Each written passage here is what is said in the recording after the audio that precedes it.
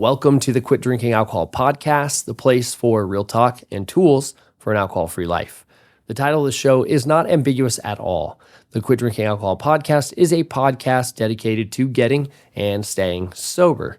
On today's show, we're going to go ahead and talk about my journey, my motivations, and what you can expect from the show moving forward. I think that the best way to structure this part of the episode is going to be to talk about a little bit of my history, then discuss a turning point, and then discuss what my journey to sobriety looked like. I do not intend for this to become some really long episode about like a full comprehensive history of my drinking, because it would take a very long time. I don't think it's necessary. I started drinking in my teens like so many other people did. It was typically just binge drinking on the weekends, escalated later in my teens into my 20s. In my 20s, I was working in the service industry, so it was not atypical to drink every night of the week. Most of the people that I worked with were doing the same kind of thing, living this like nightlife culture.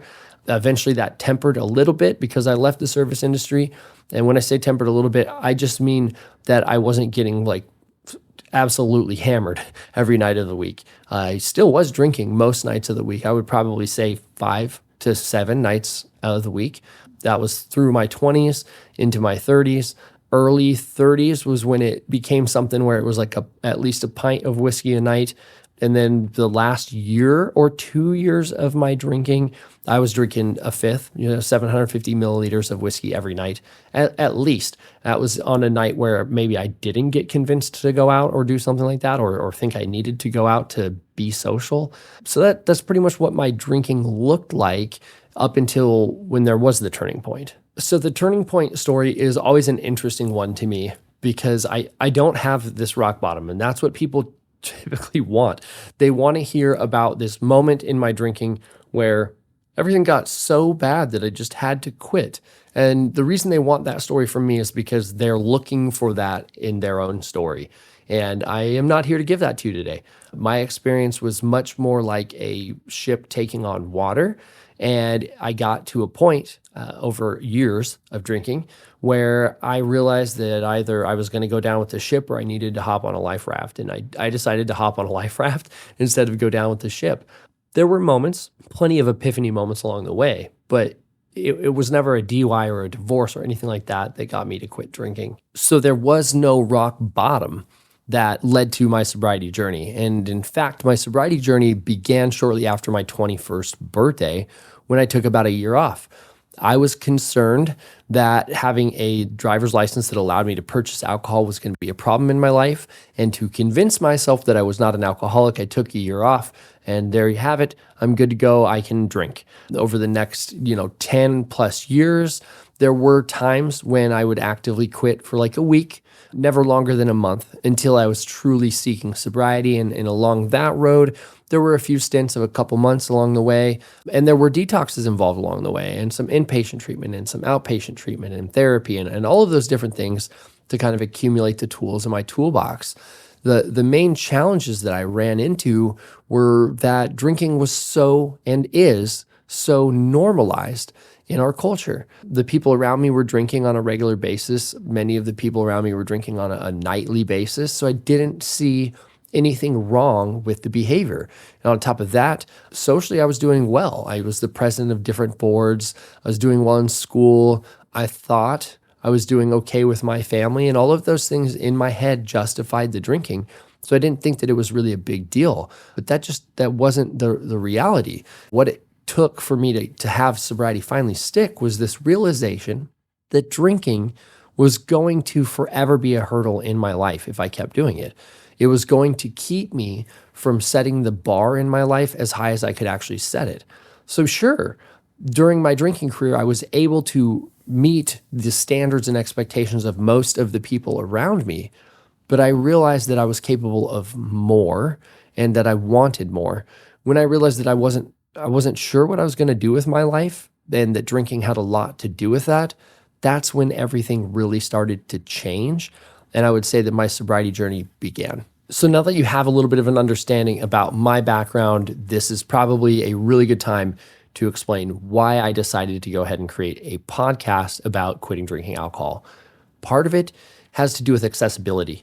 I recognize that I do not consume a whole lot of video content. I just don't have the time to sit down and watch something to help me solve problems. I listen to a lot of podcasts. If I do watch something on, say, YouTube, generally I'm not watching it. I'm listening to it.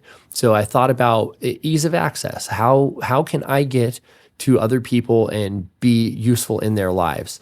Even though I have gained pretty decent sized followings on social media with video content, I realize that there are people that just do not consume content in that way, myself included. So it made sense to go ahead and make a podcast. I want other people to be able to find meaningful alcohol-free lives just like I have myself.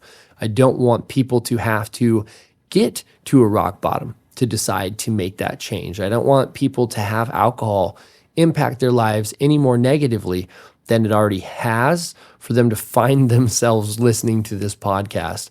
And that's the reason why I decided to create the podcast. I want it to be accessible to anyone, anywhere. And today, with headphones and a cell phone, that is possible. In addition to the accessibility that a podcast allows for, I'm hoping that it provides a level of authenticity that I have difficulty reaching on social media. And that's because of the time constraint. I don't have the ability to really share these longer stories, to elaborate on scientific principles. I don't get to connect my story back to the research that exists out there about how we experience alcohol use disorder and how we can overcome it. So I am hoping that this podcast gives us the opportunity to connect through a conversation, me sharing my story and you maybe identifying your own story through my eyes, helping you to understand how to overcome it. Now that you understand why I decided to start a podcast, we're going to take a moment to discuss what that podcast is going to look like. Moving forward, you can expect me to cover a variety of topics that are designed to support and encourage your sobriety journey. We will be discussing everything from managing and understanding triggers and cravings, building a solid support system, and developing coping mechanisms so that you can deal with life's inevitable stresses. I'm going to go ahead and share insights with you so that you can navigate social situations without alcohol, you begin to prioritize self-care, and you can rebuild a life that is full of joy and fulfillment. Now that you know a bit more about the content, let's go ahead and talk about the delivery. Each episode will follow a simple structured format. I'll dive into real, relatable stories based on my experiences or the experiences of others who have faced similar challenges. You'll also get actionable tools and strategies that you can apply to your life right away to make meaningful change. It's my goal that you leave each episode with something tangible, whether it's a new mindset, a helpful tip, or just the encouragement that you need to make the next step feel possible. Speaking of encouragement, you are not alone in this journey. I'll be here every step of the way, sharing what I've learned and what I continue to discover so that you feel supported, understood, and empowered to take control of your life. Together, we'll overcome the ups and downs. I truly believe that you are capable of lasting change. Before we wrap up, I'd like to invite you to subscribe to the podcast so that you don't miss any future episodes.